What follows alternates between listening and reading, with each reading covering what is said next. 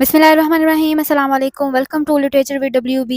और आज की हमारी वीडियो का टॉपिक है थ्योरीज ऑफ मोटिवेशन। मोटिवेशन के बारे में हम लोग पिछली वीडियो में कंप्लीट मैं उसको डिस्कस कर चुकी हूँ, उसके टाइप्स, उसके फीचर्स, उसका प्रोसेस, ईच एंड एवरीथिंग उसको डिस्कस ऑलरेडी कर चुकी हूँ। अगर आपने वीडियो नहीं देखी तो मैं कमेंट बॉक्स में उसका जो लिंक है वो पिन अप कर रही हूँ। अगर आपने वो नहीं देखी तो आप वहाँ से जाकर देख सकते हैं। तो चलिए आज की इस वीडियो को शुरू करते हैं। सबसे पहले हम आज की वीडियो में डिस्कस करेंगे अब्राहम की थ्योरी को, उसके बाद हम लोग कोहन मोटिवेशनल थ्योरी को डिस्कस करेंगे, उसके बाद attributive theory, self perception theory, process theories of motivation, reinforcement theories of motivation. तो चलिए आज की इस वीडियो को शुरू करते हैं। सबसे पहले हम लोग डिस्कस करते हैं अब्राहम की थ्योरी को। अब्राहम की जो थ्योरी है वो अब्राहम हायरार्की ऑफ नीड्स के नाम से भी जानी जाती है। ये एक साइकोलॉजिकल थ्योरी है जिसमें कि उन्होंने ह्यूमन नीड्स के बारे में बताया था। अगर ह्यूमन नीड्स को अरेंज किया जाए एक पिरामिड शेप में, तो जो इस टाइम आपको स्क्रीन पे एक शेप नज़र आ रही है तो वो उस टाइप की शेप बन जाएगी। सबसे पहले जो बॉटम पे होगी वो बेसिक नीड्स होंगी ह्यूमंस की, उसके बाद हायर लेवल्स पे जो नीड्स हैं वो टॉप पे होंगी। तो ये हायरार्की कंसिस्ट करती है 5 लेवल्स पे। लेवल्स आपको इस टाइम स्क्रीन पे नज़र भी आ रहे होंगे, अगर आप लोग चाहें तो इसका स्क्रीनशॉट भी लेके रख सकते हैं। तो ये है सबसे पहले साइकोलॉजिकल नीड्स। ये बेसिक नीड्स होती हैं, फंडामेंटल नीड्स होती हैं, जिसमें कि हम लोगों का फूड, वाटर, शेल्टर, स्लीप और जितनी भी हमारी जो रोज़मर्रा की ज़रूरियात होती हैं वो आ जाती हैं। उसके बाद सेफ्टी नीड्स आ जाती हैं। ये भी साइकोलॉजिकल नीड्स में ही आता है, जिसमें कि हम लोगों को अपनी सेफ्टी का ख्याल रखना पड़ता है, अपनी सिक्योरिटी का ख्याल रखना पड़ता है। फाइनेंशियल स्टेबिलिटी भी आ जाती है, हेल्थ और एक सेफ इन्वायरमेंट भी आ जाता है। उसके बाद हम लोग नेक्स्ट बात करते हैं love and belongingness needs. Human safety के बाद जो उसकी नेक्स्ट वाली नीड्स होती हैं वो इसकी सोशल बिलोंगिंग होती हैं। इसमें हम लोग की फ्रेंडशिप आ जाती है, फैमिली आ जाती है और रोमांटिक रिलेशनशिप्स आ जाते हैं। उसके बाद जो नेक्स्ट स्टेज है वो है एस्टीम नीड्स। ये जो लेवल है इसमें हम लोगों की desire for self esteem, self respect आ जाती है। इसमें इंसान चाहता है कि उसको किसी लोग जो हैं वो उसको पहचानें, उसका कोई नाम हो सोसाइटी में और लोग उसकी रिस्पेक्ट करें। इसको भी दो हिस्सों में इन्होंने डिवाइड किया है। इसकी दो कैटेगरीज हैं, एक है सेल्फ स्टीम, ये इंटरनल होती है, और जो दूसरी है वो एक्सटर्नल होती है और वो है स्टीम फॉर अदर्स। उसके बाद हमारे पास जो नेक्स्ट और लास्ट है वो है सेल्फ एक्चुअलाइजेशन नीड्स। ये जो है ये टॉप हायरार्की में आ जाती है और इसमें इंसान जो है वो अपने आप के बारे में जानता है कि उसमें कितनी पोटेंशियल है। ठीक है, उसमें जो इंसान की पर्सनल ग्रोथ आ जाती है, उसकी क्रिएटिविटी, उसकी फुलफिलमेंट, यानी कि वो खुद को जानता है कि उसमें कितनी पोटेंशियल है कोई भी गोल अचीव करने की।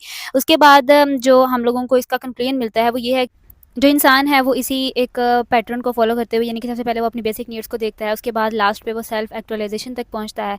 लेकिन ये नहीं है कि हर एक इसी पैटर्न को फॉलो करे। कोई हो सकता है कि वो जो उनकी नीड्स की ये प्रायोरिटी है वो उस लिहाज से वो लोग जो हैं वो चलते हैं कि उनकी जो नीड जो है वो उनको ज़्यादा अहम है, वो उसको सबसे पहले रखेंगे और उसके बाद वो बाकी चीज़ों को रखेंगे। उसके बाद हमारे पास जो नेक्स्ट है वो है कोहन मोटिवेशनल थ्योरी। कोहन जो है वो जाने जाते हैं जो भी इन्होंने काम किया है एजुकेशनल पर और साथ में मोटिवेशनल थ्योरीज पर, जितना भी इनका काम है उस वजह से जाने जाते हैं। और इन्होंने क्रिटिसाइज़ किया है कि जो भी ट्रेडिशनल रिवॉर्ड्स दिए जाते हैं या फिर जो पनिशमेंट सिस्टम है उस पर इन्होंने क्रिटिसाइज़ किया है। ये अपने किसी एक काम की वजह से, एक सिंगल थ्योरी की वजह से नहीं जाने जाते, जैसे कि हम लोगों ने पीछे अब्राहम की एक सिंगल थ्योरी पढ़ी, उसकी वजह से नहीं जाने जाते, बल्कि इन्होंने एक सिविरल आइडियाज़ दिए हैं आपने जो कि एसोसिएट करते थे इंट्रिंसिक मोटिवेशन और इफेक्ट ऑफ एक्सट्रिंसिक रिवॉर्ड्स पे। ये ऑलरेडी लास्ट वाली वीडियो में डिस्कस कर चुकी हूँ, अगर आपने वीडियो नहीं देखी तो आप लोग वो जाके देख सकते हैं। कोहन ने ये आर्ग्यू किया था कि जो वो ना इसके खिलाफ थे, जो भी एक्सट्रिंसिक रिवॉर्ड्स मिलते थे ना वो उसके खिलाफ थे, जैसे कि ग्रेड्स और जो दूसरे रिवॉर्ड्स दिए जाते हैं उनके वो खिलाफ थे, क्योंकि वो कहते थे कि अगर हम लोग किसी को भी रिवॉर्ड की लालच देते हैं ना तो उससे वो एक जो उसकी नेचुरल कैपेसिटी होती है ना वो कम हो जाती है, उसका इंटरेस्ट कम हो जाता है। तो ये अच्छी चीज़ नहीं है। उसके बाद इन्होंने इसमें मज़ीद बात की। इनके एक बुक है पनिश्ड बाय रिवॉर्ड्स, इन्होंने अपने इस कॉन्सेप्ट को डिटेल से लिखा है और इनका ये आर्ग्यू है कि जो रिवॉर्ड्स हैं ना वो लीड करते हैं किसी भी इंसान में कि अगर मैं ये टास्क करूँगा तो मेरे लिए इसमें क्या है, ठीक है, मुझे इसके बदले में क्या मिलेगा। तो ये चीज़ जो है इसके वो खिलाफ थे। उन्होंने ये कहा था कि अगर हम किसी भी इंसान को कोई रिवॉर्ड दे रहे हैं तो अगर वो अगर हम कह रहे हैं कि तुम टास्क करोगे और उसके बदले में तुम्हें कोई रिवॉर्ड मिलेगा, तो उस टास्क से वो कुछ सीखेगा नहीं, ठीक है, और वो सिर्फ और सिर्फ अपने रिवॉर्ड पे ध्यान देगा कि मैंने ये रिवॉर्ड लेना है, जिसकी वजह से वो ये टास्क करेगा, वो उससे कुछ सीखेगा नहीं। तो वो इस वजह से वो इसके खिलाफ भी थे, क्योंकि जो इंट्रिंसिक मोटिवेशन थी उसमें क्या था कि इंसान अपनी सेटिस्फेक्शन से काम करता था, अपने इंटरेस्ट से काम करता था। लेकिन ये जो एक्सट्रिंसिक है उसमें क्या होता है कि हम लोग अपने इंटरेस्ट से काम नहीं करते, बल्कि हम लोगों की नज़र होती है रिवॉर्ड पे कि हम लोग को रिवॉर्ड मिलेगा इसलिए हम लोग ये काम करेंगे। तो इसमें इंटरेस्ट खत्म हो जाता है और इंसान उस टास्क से कुछ भी नहीं सीखता, इसलिए ये इस चीज़ के खिलाफ थे। उसके बाद हमारे पास जो नेक्स्ट है वो है आर्टिब्यूशन थ्योरी बाय बर्नार्ड वेनर। ये साइकोलॉजिस्ट थे जो कि जाने जाते थे अपनी एट्रीब्यूशन थ्योरी की वजह से, जिन्होंने और इस थ्योरी में इन्होंने फ़ोकस किया कि किस तरह से जो लोग हैं वो एक्सप्लेन करते हैं कॉजेज़ ऑफ इवेंट्स को या फिर बिहेवियर्स को, अपने बिहेवियर्स को और दूसरों के बिहेवियर्स को भी। ये एट्रीब्यूशन जो थ्योरी है, ये हम लोग को ये मदद दे देती है ये जानने में कि जो लोगों के जो बिहेवियर है, कोई सक्सेस या फिर उनका फेलियर, ठीक है? किस तरह से ये जो जितने भी एट्रीब्यूशंस हैं, वो किस तरह से इम्पैक्ट होती हैं उनके इमोशंस पे और फ्यूचर एक्शंस पे। इसको इन्होंने 3 डायमेंशंस में डिवाइड किया है। तो सबसे पहली डायमेंशन है वो है लोकस ऑफ कंट्रोल। ये डायमेंशन रेफर करती है कि कॉज़ ऑफ इवेंट को या फिर बिहेवियर को, ठीक है? इसमें इंटरनल फैक्टर्स आ सकते हैं। इंटरनल फैक्टर्स का क्या मतलब है कि किसी की पर्सनल कैरेक्टरिस्टिक्स हो सकती हैं या फिर एफर्ट्स हो सकती हैं, और जो एक्सटर्नल फैक्टर्स होते हैं वो क्या हो सकती है, उसमें सिचुएशनल या फिर एनवायरमेंटल फैक्टर आ सकते हैं। अगर हम एग्जांपल की बात करें तो अगर हम में से कोई एग्जाम में पास होता है तो इसका क्या मतलब हो सकता है, तो या तो जो इंटरनल फैक्टर होगा वो क्या होगा कि या तो हम लोग अपनी इंटेलिजेंस की वजह से पास हुए हैं, और दूसरा जो एक्सटर्नल फैक्टर है वो क्या हो सकता है कि यहाँ पर एग्ज़ाम इतना ईज़ी था कि हमने पास कर लिया। उसके बाद जो नेक्स्ट इसका है डायमेंशन वो है स्टेबिलिटी। स्टेबिलिटी जो है वो रेफ़र करती है, वो किससे रिलेटेड है कि ये रिलेटेड है स्टेबल और अनस्टेबल ओवर टाइम, ठीक है? अब जो स्टेबल होगा ना, वो होगा एक ऐसी कंडीशन जो कि हम लोग जिसको चेंज नहीं कर सकते, ठीक है? और अनस्टेबल क्या है, वो चेंज हो सकती है। एग्ज़ाम्पल के ज़रिए समझते हैं कि अगर एक इंसान है और वो किसी टास्क में फ़ेल हो गया है, ठीक है? वो क्यों फ़ेल हुआ है? या तो इसकी एक पॉसिबिलिटी हो सकती है कि उसके अंदर एक इतनी एबिलिटी ही नहीं थी कि वो इस टास्क को पूरा कर सकता, ठीक है? और या फिर एक अनस्टेबल इसकी कंडीशन हो सकती है कि वो इतना उस दिन थका हुआ था जिसकी वजह से वो उस टास्क को कंप्लीट नहीं कर सका, ठीक है? तो इसका क्या मतलब है कि अगर वो थका हुआ ना होता और उसके अंदर इतनी एबिलिटी होती तो वो चेंज हो सकती थी कंडीशन, वो इस टास्क को पूरा कर सकता था। लेकिन अगर वो थका हुआ नहीं था और उसके अंदर वो एबिलिटी ही नहीं थी कि वो इस टास्क को पूरा कर सकता, तो इसका मतलब ये है कि वो स्टेबल कंडीशन में था। उसके बाद हमारे पास जो नेक्स्ट है वो है कंट्रोलेबिलिटी। कंट्रोलेबिलिटी रेफर किसको करती है कि इंडिविजुअल के पास या तो उसका कंट्रोल है किसी भी सिचुएशन को हैंडल करने का, तो और या फिर नहीं है, ठीक है? हाँ, इंसान जो है ना वो इस चीज़ का क्रेडिट लेना जानते हैं कि हम लोग किसी भी चीज़ की रिस्पॉन्सिबिलिटी उठाना उनको बहुत आसान लग रहा होता है कि हाँ, ये आसान है, और वो ये समझ रहे होते हैं कि सब कुछ हमारे कंट्रोल में है। इसकी एग्जांपल कुछ इस तरह से है कि अगर एक इंसान है और वो वेट गेन करना चाह रहा है, तो उसकी वजह से उसको ये होगा कि वो ज़्यादा से ज़्यादा खाए, जिसकी वजह से वो वेट गेन करेगा, ठीक है? ये उसकी कंट्रोल है, ठीक है? मतलब ये कंट्रोलेबिलिटी है उसकी। तो लेकिन अगर उसने कुछ ज़्यादा खा लिया, ठीक है? और उसके बाद अगर उसका जितना उसको वेट चाहिए तो उससे ज़्यादा बढ़ गया वेट, इसका क्या मतलब है? वो अनकंट्रोलेबल कंडीशन में आ चुका है, और उसके बाद फिर मुश्किल ये है कि वेट कम हो। नेक्स्ट हम लोग बात करते हैं सेल्फ परसेप्शन थ्योरी पे। सेल्फ परसेप्शन थ्योरी जो है ये एक साइकोलॉजिकल थ्योरी है जो कि दी थी डैरल बीम ने 1967 में, और इन्होंने ये सजेस्ट किया था कि हर एक इंडिविजुअल अपने ऑन एटीट्यूड्स, इमोशनल और इनर स्टेट्स को खुद ज़्यादा ऑब्जर्व कर सकता है, अपने उस कॉन्टेक्स्ट में रह के, जिस भी कॉन्टेक्स्ट में उसका वो इमोशनल या उसकी फीलिंग अक्कर हो रही है, वो उसको खुद ज़्यादा अच्छे से समझ सकता है रेदर देन कि कोई उसको बाहर वाला समझे। इस तरह के भी कुछ की कॉन्सेप्ट्स हैं जो कि इनमें सबसे पहला है वो है इन्फ्रेंस फ्रॉम बिहेवियर। इस थ्योरी के मुताबिक कुछ लोग जो होते हैं वो अपने एटीट्यूड्स और फीलिंग्स को लेके किसी चीज़ के लिहाज से अनश्योर होते हैं, ठीक है? और वो ये चाह रहे होते हैं कि अपनी फीलिंग्स को ऑब्जर्व करें, ठीक है? अपने ऑन बिहेवियर में कोई भी अगर उनको सिचुएशन दी गई है उसके मुताबिक। एग्जांपल क्या है कि अगर एक इंसान है वो volunteer as a volunteer help करना चाह रहा है, एक चैरिटी इवेंट है और वो हेल्प करना चाह रहा है, लेकिन उसको ये नहीं पता कि मैं ये कर सकूँगा या नहीं कर सकूँगा, क्योंकि चैरिटी के लिए तो माँगना पड़ता है ना, कि मतलब उनको एक कॉज़ देनी पड़ती है कि हम लोग क्यों चैरिटी इकट्ठी करें, हम इस चैरिटी का करेंगे क्या? क्या ये सारा कुछ, और अगर सामने वाला अगर आप उसको परस्यू कर सकते हैं एंड देन ही वो आपको चैरिटी देगा। तो इसकी ये है कि अगर आपको अपनी कमिटमेंट स्किल्स पे इतना भरोसा नहीं है, आप उनको नहीं जानते और आप इस मैदान में कूद पड़े हैं कि मुझे ये करना है, तो ये है कि आप अपने एटीट्यूड्स, अपनी फीलिंग्स को नहीं जानते थे, तो जिसकी वजह से आपको इस चीज़ का सामना करना पड़ेगा। उसके बाद हमारे पास जो नेक्स्ट है वो है एक्सट्रिंसिक मोटिवेशन। इसमें इन्होंने इफेक्ट्स बताए हैं कि जो भी एक्सट्रिंसिक मोटिवेशन के क्या-क्या इफेक्ट हो सकते हैं। अगर कोई भी इंडिविजुअल जो है आप उसको टास्क देते हैं कोई भी परफॉर्म करने के लिए, और आप उसको कहते हैं कि ये आपका रिवॉर्ड होगा, तो वो उसको इंटरेस्ट से नहीं करेगा बल्कि वो उस रिवॉर्ड के लिए उस टास्क को करेगा। हमारा जो इंटरेस्ट है वो इसमें कम हो जाएगा और हम लोग रिवॉर्ड के लिए कोई भी टास्क को करेंगे। उसके बाद जो नेक्स्ट है वो है ओवर जस्टिफिकेशन इफेक्ट। ये भी रिलेटेड है एक्सट्रिंसिक रिवॉर्ड पे, ठीक है? जो कि अगर हम लोग एक एक इंट्रिंसिक हमारे पास मोटिवेशन है, ठीक है? लेकिन अगर हम उसको बदल देते हैं एक्सट्रिंसिक रिवॉर्ड से, ठीक है? उसका क्या मतलब है कि अगर कुछ बच्चे जो हैं वो ड्राइंग करना पसंद करते हैं, और अगर आप उसको अगर आप इन बच्चों को उस ड्राइंग पे कोई रिवॉर्ड दे देते हो, तो नेक्स्ट टाइम जब वो ड्राइंग बनाएँगे ना, तो वो अपने इंटरेस्ट से नहीं बनाएँगे बल्कि वो उस रिवॉर्ड की वजह से बनाएँगे जो आपने उसको दिया होगा। तो आपने एक इंट्रिंसिक मोटिवेशन को एक्सट्रिंसिक मोटिवेशन में ईज़िली बदल दिया है। उसके बाद हमारे पास जो नेक्स्ट है वो है एप्लीकेबिलिटी। ये क्या है कि ये सेल्फ परसेप्शन थ्योरी जो है ये एक्सप्लेन करती है सिचुएशंस को कि जब कोई भी इंडिविजुअल एम्बिगुअस फीलिंग्स या एटीट्यूड का शिकार हो जाता है तो वो इसको जो है वो गाइड करती है। ये पर्टिकुलरली रेलिवेंट होता है किसी भी कॉन्टेक्स्ट से जहाँ पर लोग जो हैं वो अपनी मोटिवेशंस या इमोशंस के बारे में श्योर नहीं होते हैं। इन समरी बात करें तो जो सेल्फ परसेप्शन थ्योरी है ये सजेस्ट करती है लोगों को कि वो डिटरमाइन कर सकें अपने ओन एटीट्यूड्स को, इमोशंस को और मोटिवेशंस वगैरह को। उसके बाद हम लोग नेक्स्ट बात करते हैं प्रोसेस थ्योरीज ऑफ मोटिवेशन। अरे इसको स्टार्ट करने से पहले मैं आप लोगों के बात बता दूं कि कुछ लोग मुझसे पूछते हैं कि मैं अपनी स्लाइड्स का जो कंटेंट है वो कहाँ से लेती हूँ।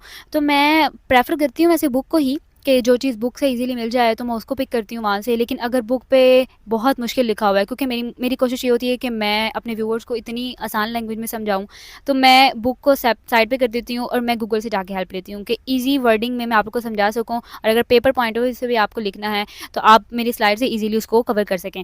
तो या तो मैं गूगल से हेल्प लेती हूँ और दूसरा मेरे पास ऑप्शन होता है चैट जीपीटी का। चैट जीपीटी बहुत अच्छे आंसर्स देता है, तो वहाँ से मैं ईजी वर्डिंग में वहाँ से आंसर्स लेके तो स्लाइड्स में अपनी स्लाइड्स बनाती हूँ। वैसे मैं बुक को ही प्रेफर करती हूँ, लेकिन आज का जो ये टॉपिक है इसमें ज़्यादातर मैंने चैट जीपीटी से और गूगल से ही हेल्प ली है।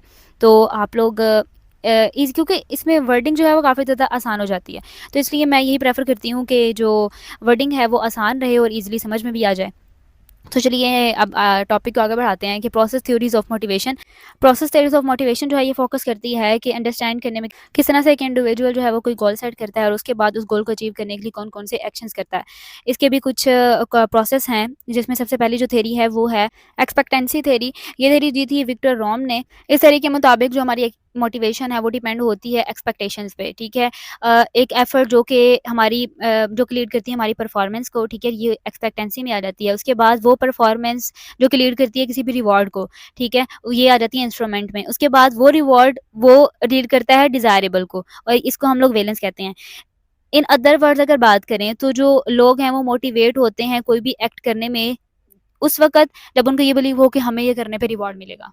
उसके बाद हमारे पास जो नेक्स्ट है वो है गोल सेटिंग थ्योरी। ये थ्योरी दी थी एडमंड लॉक ने, और इन्होंने इसमें ये सजेस्ट किया था कि जो चैलेंजिंग गोल्स होते हैं वो किसी भी इंसान को मोटिवेट कर सकते हैं।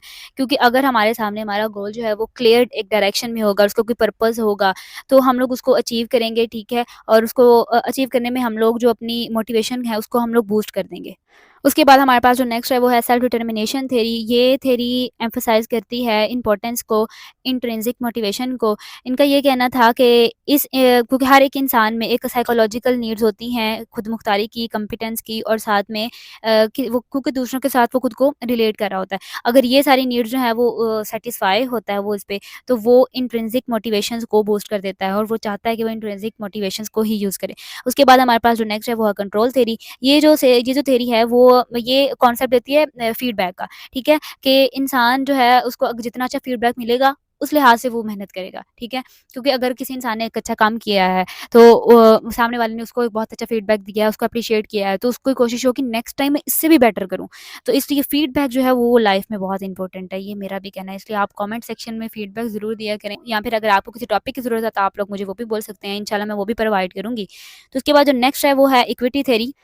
ये थ्योरी जो थी वो प्रपोज़ की थी एडम्स ने, और इस थ्योरी के मुताबिक ये सजेस्ट करते हैं कि कोई भी इंडिविजुअल जो है वो उस वक़्त मोटिवेट होता है जब प्राइज़ की डिस्ट्रीब्यूशन जो है वो बिल्कुल इक्वल हो और फेयरनेस से हो, ठीक है।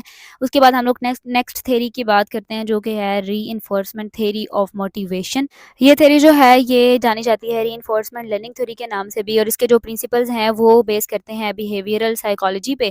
और ये जो थ्योरी थी वो दी थी बीएफ स्किनर ने, और इनका ये कहना था कि किसी भी इंसान को अगर मोटिवेट करना है ना तो उसके लिए हम लोग को रीइंफोर्स की ज़रूरत है। रीइंफोर्स से क्या मतलब, कि हमें किसी न किसी रिवॉर्ड की ज़रूरत है। वही वाली पिछली बात कि हमें उसको लालच देनी पड़ेगी कि आपको ये रिवॉर्ड मिलेगा, तभी हम लोग किसी भी इंसान मोटिवेट कर सकते हैं। ये थ्योरी जो है ये एसोसिएट है ऑपेरेंट कंडीशनिंग से, जिसमें कि रिवॉर्ड आ जाता है और पनिशमेंट आ जाती है। इसके भी कुछ की कॉन्सेप्ट्स हैं, उनको देखते हैं। सबसे पहला है पॉजिटिव रीइंफोर्समेंट।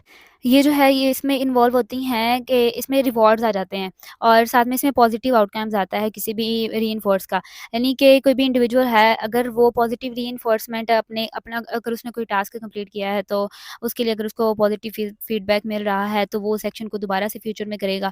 और फॉर एग्ज़ाम्पल ये कि अगर एक एम्प्लॉयी है और उसने एक प्रोजेक्ट कंप्लीट किया है और उसका जो मैनेजर है उसने उसको शाबाशी दी है, ठीक है, उसने उसपे उसको एनकरेज किया है, तो इसका मतलब ये है कि वो नेक्स्ट टाइम जो है वो इससे अच्छा काम करेगा और वो चाहेगा कि जो टास्क है वो मैं इससे भी पहले उसको कंप्लीट करके दूँ।